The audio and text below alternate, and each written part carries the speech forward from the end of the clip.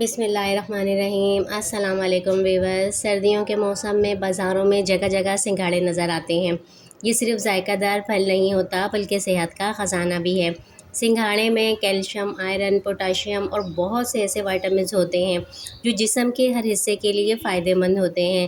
سب سے پہلی بات تو یہ ہے کہ یہ ہڈیوں اور دانتوں کے لیے اس میں بہت زیادہ کیلشیم ہوتا ہے اور یہ بہت بہترین ہے۔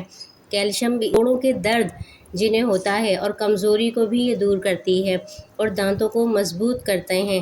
اس لیے بچے بھی سنگھاڑے کھا سکتے ہیں کیونکہ ان کی ہڈیاں بننے کے عمل میں ہوتی ہیں، اور بڑوں کے لیے بھی یہ بہت مفید ہوتے ہیں، خاص طور پہ وہ لوگ بڑے بوڑھے خواتین جنہیں جوڑوں کا یا گھٹنوں میں درد محسوس ہوتا ہے۔ سنگھاڑے دماغ کے لیے بھی بہت اچھے ہوتے ہیں۔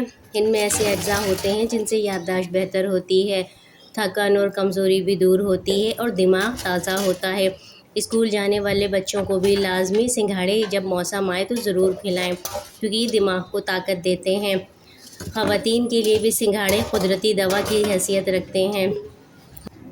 سنگھاڑوں کو بنانا بہت آسان ہے، انہیں لے کر آئیں۔ ان کی جو نوک ہوتی ہے بس یہ ذرا خطرناک ہوتی ہے، چبھ سکتی ہے بری طرح۔ وہ خواتین جنہیں لیکوریا کی شکایت ہے جس کی وجہ سے ان کے گھٹنے کمزور ہو جاتے ہیں تو وہ سنگھاڑے کھائیں تاکہ ان کی ہڈیوں کی جو تکلیف ہے وہ دور ہو، اور یہ ٹھنڈی تاثیر رکھتے ہیں۔ تو انہیں دھو لیں، دھونے کے بعد انہیں تقریباً کسی پتیلے میں بھر کر 10 منٹ تک ابالیں۔ ابالنے کے بعد جو ان کا پانی ہے وہ پھینک دیں، اور جب یہ ٹھنڈے ہو جاتے ہیں تو انہیں اس طرح چھیل لیں۔ بس ان کی نوک کا خیال کرنا ہے، یہ نوک دار ہوتے ہیں، سوئی کی طرح اسکن میں گڑ جاتے ہیں اور بہت زیادہ تکلیف ہوتی ہے۔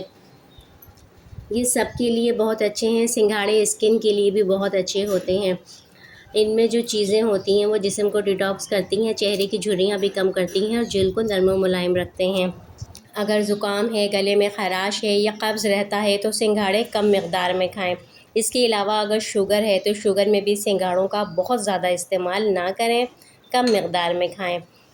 سنگھاڑے جسم کی سوزش اور اندرونی گرمی کو کم کرتے ہیں، تاثیر ان کی ٹھنڈی ہوتی ہے۔